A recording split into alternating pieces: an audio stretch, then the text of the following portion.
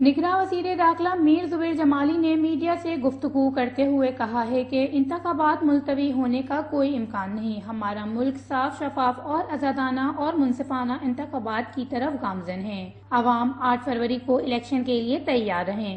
انشاءاللہ عام انتخابات اپنے مقررہ وقت پر ہی ہوں گے۔ انہوں نے بتایا کہ حکومت بلوچستان الیکشن میں حصہ لینے والے تمام امیدواروں کو یکساں سیکیورٹی دینے کے لیے تیار ہے۔ اگر کسی کو اس بارے میں کوئی خدشات ہیں تو وہ محکمہ داخلہ کو آگاہ کریں تو حکومت انہیں مکمل سیکیورٹی فراہم کرے گی۔ انہوں نے عوام سے کہا ہے کہ آپ کے حلقے میں اچھے لیڈر اور امیدوار الیکشن میں حصہ لے رہے ہیں، اس لیے الیکشن میں اپنی آزادانہ رائے کے اظہار کے لیے ووٹ کا استعمال ضرور کریں۔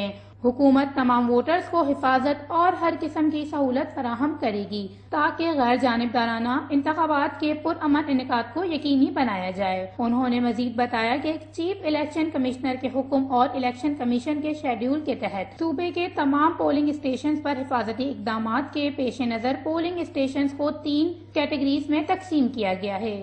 نگراں وزیر داخلہ نے بتایا کہ بلوچستان میں ٹوٹل 5067 پولنگ اسٹیشنز میں 2055 حساس ترین جبکہ 22080 حساس اور 832 پولنگز کو نارمل قرار دیا گیا ہے، جن میں شہری علاقوں میں پولیس اور دیہی علاقوں میں لیویز فورس تعینات ہوں گی۔